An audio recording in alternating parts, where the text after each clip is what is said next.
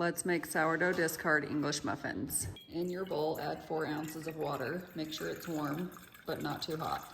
1 tablespoon of sugar, 2 teaspoons of yeast. Mix it together and let it sit until it becomes foamy. Now that your yeast is foamy, go ahead and add 4 ounces of milk, 100 grams of sourdough discard, 360 grams of all-purpose flour, 1 teaspoon of salt. Go ahead and place it on your KitchenAid. Now that it has started to form a ball, I'm gonna knead it for like 8 to 10 minutes. It has been 8 minutes. I'm gonna go ahead and take this off.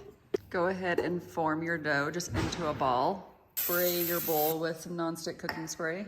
Add your dough back in, cover your bowl, and then let it rest for 1 to 2 hours or until it doubles in size. Now that our dough has doubled in size, go ahead and just take a pan and put some parchment paper or a silicone mat on top, and then sprinkle your pan with some cornmeal, and then set that aside. Next, just very lightly sprinkle your countertop with some flour. Gonna punch down our dough and then put it on the countertop. Divide your dough into 10 to 12 pieces.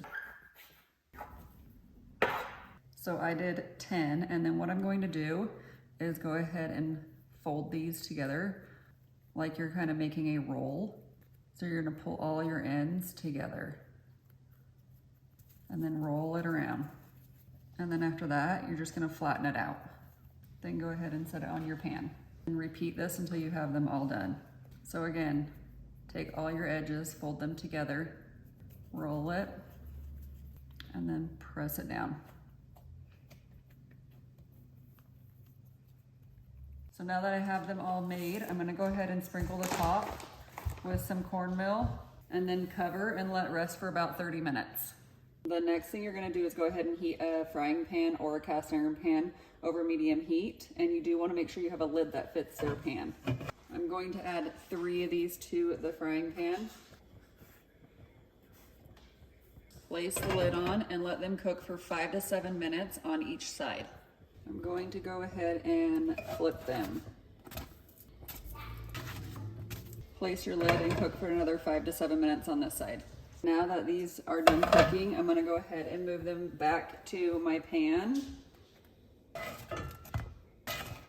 Then go ahead and add your next 3 and then just repeat the process until you have them all cooked.